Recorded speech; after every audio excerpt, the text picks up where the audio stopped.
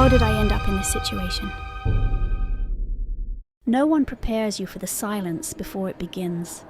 You sit, you wait, and then your name is called, and everything changes. A chill seemed to settle in the air the moment I entered the briefing room, colder, thinner, weighted by authority I had only read about until yesterday. The elder Inquisitor's voice was measured, almost indifferent as he gestured through the data. Economic irregularities, a planetary governor whose excesses had finally drawn attention. I nodded, as expected. A hologram flickered to life. The man's face, robes of power, eyes that seemed to judge, even through projection. I had never spoken to anyone that high-ranking before, certainly not one who addressed me as Inquisitor.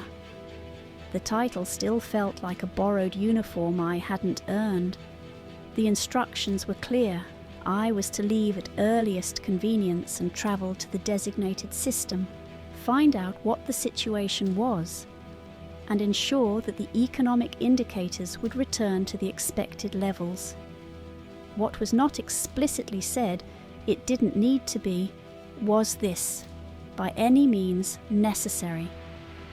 The Inquisition maintains networks across thousands of worlds, informants, analysts, embedded mercenaries, and technical agents.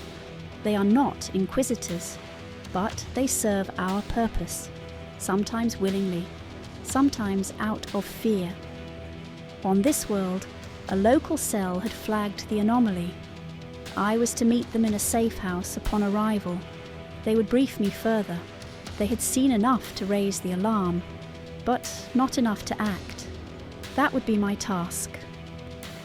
As the graphs scrolled past, I tried to keep my face still, steady. But the numbers told a story I couldn't unsee.